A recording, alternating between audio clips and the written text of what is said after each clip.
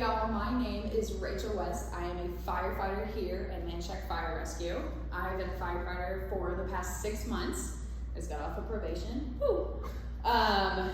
Went to the ACC Fire Academy in 2019, graduated there, did EMT school after that, and yeah, like I said, I've been here for 6 months and it's been great.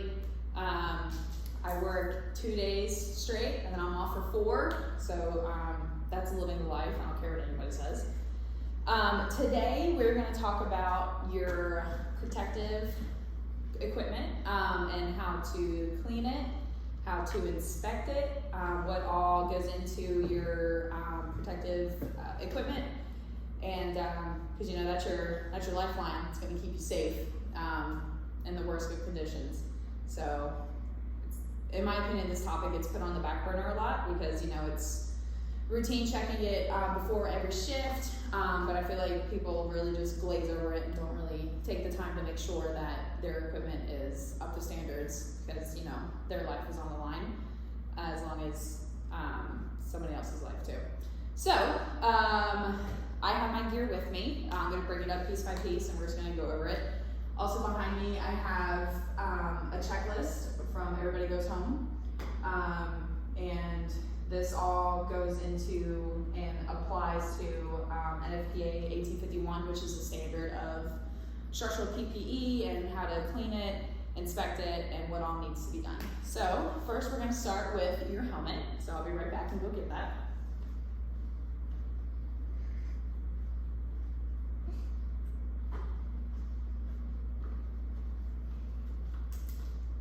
This is my helmet. As you can see, I have a couple tools on my helmet. We're also going to talk about different tools that firefighters carry and why. So on mine, I have some medical scissors, just in case I have to cut through a patient's shirt, pants, anything like that to expose the patient, to check an area if it's injured, anything like that. I also have a rescue wedge on my helmet as well. This is for propping a door open in case forcible entry at a structure fire, if somebody's injured inside and the door's locked, you gotta bust it open, the fun stuff of being a firefighter. So on my helmet, I have a protective hood here, in case any of debris or ash comes, it covers the back of your neck so you don't get burned. Also on here, I have a chin strap that needs to be fully tightened when you are working so it doesn't fall off because your head is the most important part of your body. That's where you're the smartest. And, you know, you gotta protect it at all costs. All right, next I'm gonna go get my gloves.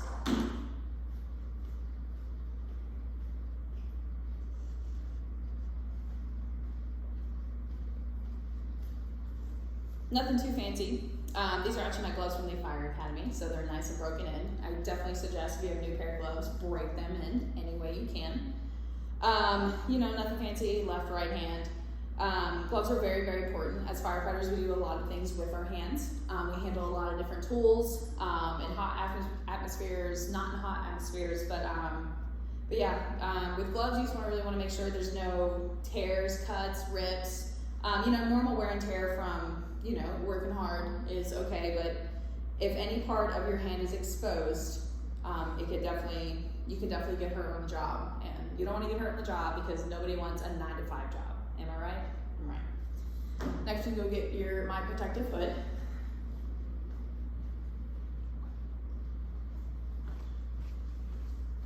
Oh yes, sorry, I have a question. Go ahead, sir. Are those the only gloves that you use throughout your shift as a firefighter? No, so these are structural gloves. These are for if I run into a structure fire, handling the fire hose. I also have just a pair of work gloves that I will use on a traffic accident in case we're like sweeping up debris or anything like that. And then I also have a pair of vehicle extrication gloves, which is used with a hydraulic tool, so my hands will get cut off. So yeah, different types of gloves that I keep on the engine at all times for all different scenarios. Okay, thank you. Oh, you're welcome. Next up, you have your protective hood. This is used over your SCBA mask. This, like the helmet, protects your whole head from any ash, debris, anything like that. This is, in my opinion, one of the most important pieces of your personal protective equipment. You can just also make sure it's nice and clean. You don't have soot everywhere because you know, the soot can lead to carcinogens getting into your lungs, cancer, you know, nobody wants to die from cancer. So keep your hood clean, keep it safe, keep it tight around your face, and you know, you'll be good to go. Go get the next one, which is the SCBA mask.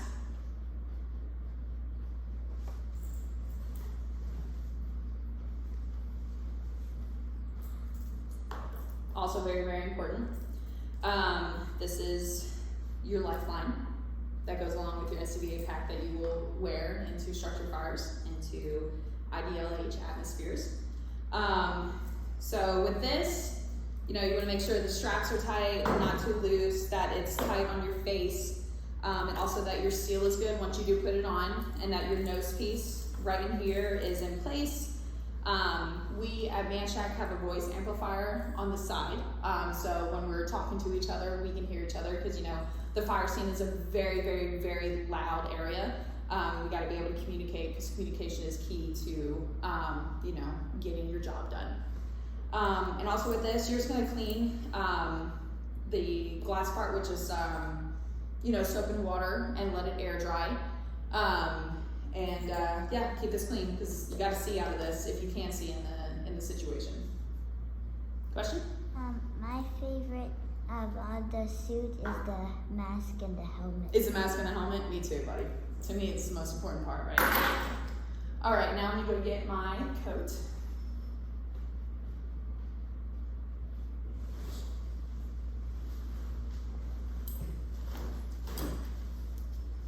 Bunker gear coat. So this has different layers to it. Not gonna take it apart because I really don't want to put it back together.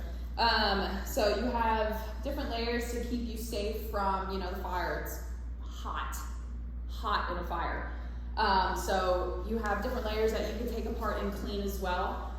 Most departments have an extractor machine, which is used to take all of the carcinogens that you can collect from a structure fire that's on your gear, you know, because you know, you can get cancer that way, and also you could take cancer home to your family, which I know I don't want to do. And so with this, you know, you just put it in an extractor. No harsh chemicals, only use soap and water. Let it air dry and make sure it is completely dry before putting it back together and using it on your next scene. In the coat, you have a drag rope, which is used in worst case scenarios, say the firefighter down. You know, you can drag the firefighter out. You have all these different pockets. You have your straps right here, which goes over your thumb, so the coat doesn't slip in any way, the layers don't slip in any way. And then you also have reflective trim, which needs to be a certain length, a certain width, and make sure it's reflective, because you know, at night it's hard to see. So with it being reflective, you can see your fellow firefighters. And just like the gloves, and honestly anything about your PPE, you just want to make sure there's no big tears, cuts, rips, holes, anything like that, because you know, if your skin is exposed in any of the fire, you can absolutely get hurt. Yes? So the extractor machine is kind of like a washing machine? Yes, it's kind of like a washing machine, yes. Doesn't work the same way. It essentially just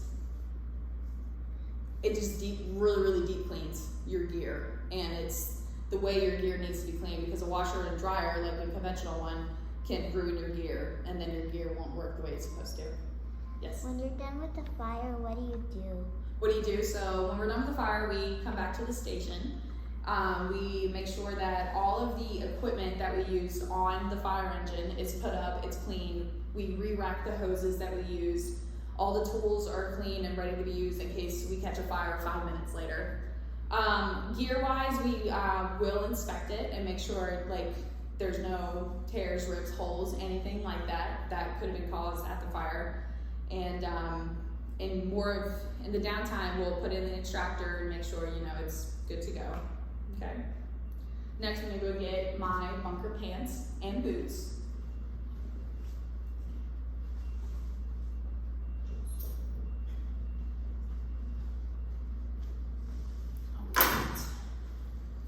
So these are my bunker pants and boots. Clearly they're inside of each other, so if the tone drops, we, you know, just run over, throw on our boots and pants, suspenders on, and start putting everything else on. So you have your suspenders here that keeps your pants on. It's very important to have these on your body because your pants will absolutely fall down.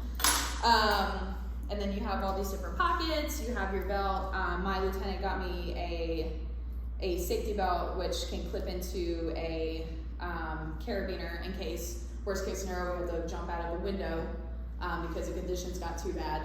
It'll keep us safe and not let us flat on the ground. And then also just like the coat, the pants have 2 different layers to keep you safe from the fire because it is hot. And you're gonna check for cuts, rips, tears, anything that'll expose your skin to the harsh conditions, which we don't want to do. Your boots are leather and steel toe. They're a little heavy, but same thing.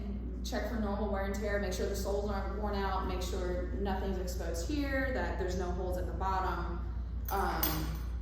And yeah, so, and just like your coat, you can stick your pants in the extractor and get all of the harmful chemicals that are on your equipment off, so you don't get cancer, and most importantly, you don't take cancer home to your family.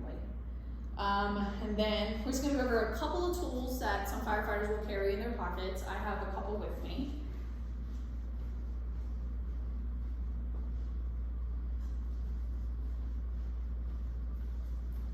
Like I said, on my helmet, I have a door wedge, I have a pair of medical scissors. I also carry webbing in my pants pocket.